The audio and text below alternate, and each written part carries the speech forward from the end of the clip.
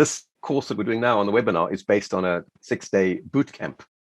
Why me? Because I'm crap at languages. I really struggled from a very early age. I grew up in South Africa, where Afrikaans was the other official language besides English. Plus, there's at least 5 other African languages like Xhosa and Zulu and Venda and Ovambo. And I couldn't even learn Afrikaans. Afrikaans is one of the simplest languages in the world. It's kind of based on a kitchen slave servant version of Flemish. I was always at the bottom of the class. And I tried things like sleep learning. I tried hypnosis. I tried lists and lists and lists of vocabulary. But the trouble about languages like Afrikaans and German, it's arbitrary. No matter how hard I worked, I couldn't remember these things. I spent 5 years in high school trying to learn German. The same thing. There's a different sexes for German. There's a masculine words, feminine words, neuter words. I could remember which word was which. And then, of course, you have to know which the sex of the word is to be able to decline the verbs. If you decline them incorrectly, it means something completely different. I studied ways of learning languages for quite a long time. And I had started to go into things like accelerated learning. And I thought I'd figured out a way of learning languages. And one of it was using mnemonics, trying to simplify the sounds and so on and so forth. So I come to Thailand and thinking, right, no problem. I'll be able to learn Thai quite easily. And then I realized that actually I've been learning languages wrong all my life. And in fact, the way schools and the way textbooks teach languages are also kind of wrong. They're mostly linguistic. The linguistic way of understanding languages is really a description for experts. To actually learn a language from scratch, it doesn't really help to understand the whole theory of how the language is constructed. You have to approach it a different way. In Thailand, I started off by learning loads of vocabulary. I started off by listening to movies every day with the English subtitles underneath, thinking that I could absorb the language that way. And what I realized was, firstly, our minds can't cope with more than maybe one activity at a time. So I was watching these movies in Thai. I had to basically process the English subtitles to understand what was going on. In doing that, my mind kind of tuned out the Thai sound.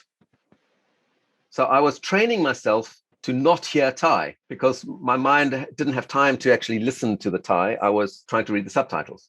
A year later, I realized I'd not only not learned any Thai, I was listening to people and not hearing what they were saying. It's a weird experience. If somebody says something to you and it doesn't register, and you say, "What did you just say? Can you repeat that?" That's what my experience was. And then I realized that with the phonetic spellings of the words and the way the tones were described in kind of musical terms like rising and falling, it's entirely wrong. We don't speak in a musical fashion. We speak basically using energy and emphasis, and we use other ways of speaking. So when I was speaking like that, nobody could understand me. It's like if I was talking like this to you, you would find it very odd. And you'd have to kind of listen very carefully to what I'm saying. And that's what was happening when I was speaking to Thai people. They couldn't understand what I said the first time. And then I had to repeat myself. And I was very careful to enunciate the tones very carefully. And they still couldn't understand me. And then eventually some other person would kind of figure out what I said. And then they would say it again in Thai. And said, "Oh, is that what you want?" And for them, it was obvious. So I then finally figured out that I should start to learn to read. And the first thing that happened to me was I looked at this and I said, there's no way I can remember all these letters and all the rules. It reminded me of going back and learning all those pages and pages and pages of German verbs with the conjugations and all those Afrikaans words with the prepositions that go with them and all that kind of stuff. And I just thought, okay, I'm going to go back to the very, very beginning. And what would I need as a person who doesn't have a good memory and is not very good at learning languages and who doesn't like to study for hours and hours and hours on end? And that's kind of when I started coming up with the letters. And I thought, okay, I started off with little stick figures to draw some pictures and make the little story behind each letter. And of course, I didn't really know what I was doing half the time because I didn't really know Thai. And when I tried to ask Thai people, am I on the right track? They didn't understand what I was trying to do. So it was a kind of a trial and error for several years. I even spoke to a language expert called Stuart Raj. You might have heard of him. He knows about 20 languages fluently, and he teaches Thai. And he kind of helped me with some minor details. And we started to collaborate on this project together, but he became busy with his own projects. And I was kind of left alone to struggle on my own, as it were. At least over the years, I have now figured out a way that works for me. Basically, I went through a maze of all the different ways of learning things. And I found out where all the dead ends were. I've now mapped out where the dead ends are. So I know that that's not where you should go. That's not how you should learn the language. And what I've ended up with is a kind of a path, which I now call the yellow brick road, which is the most optimal way of learning Thai, at least. If it works for me as the lowest common denominator, then it's probably going to work for most other people.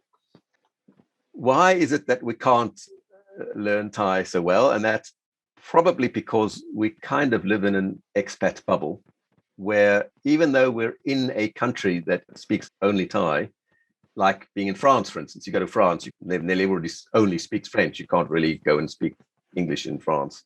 We end up in an environment where we're only dealing with people who are actually English speaking, or whatever our language is, French, Italian, and Thai people who are multilingual or bilingual. And then you never really get an opportunity to go out into the wild, as it were, go and visit little villages where nobody can speak English, or go to the markets in the outskirts of Bangkok, for instance. And you won't come across the people who are not university educated or have not really had an opportunity to speak English. So the world we live in Thailand, it's very comfortable, it's very beautiful, it's very modern, it's very Western, but it's not really Thailand. And we kind of miss out. We miss out on a huge 80% of a very interesting culture, very interesting country. As we start to learn to read Thai, I will show you some of these things. It's almost like there's so much happening around us in plain sight, but we can't see it. And once you start to learn to read, and then as a process start to understand, you'll be amazed at how big the world is out there, the world of Thailand that you never knew existed up till now. So anyway, this is how we sound to Thai people when we try to speak Thai the way it's taught normally in schools.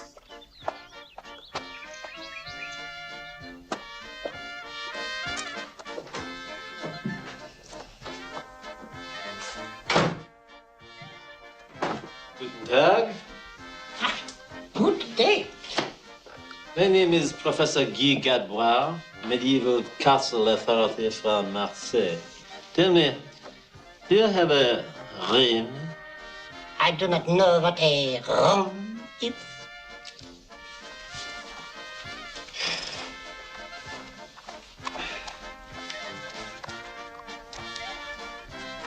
Zimmer. Ah, a room.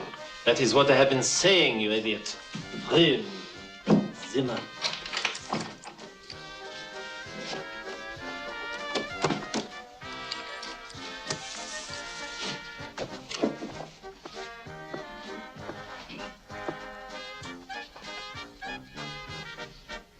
Does your dog bite? No. Oh. Nice dog. I thought you said your dog did not bite. That is not my dog.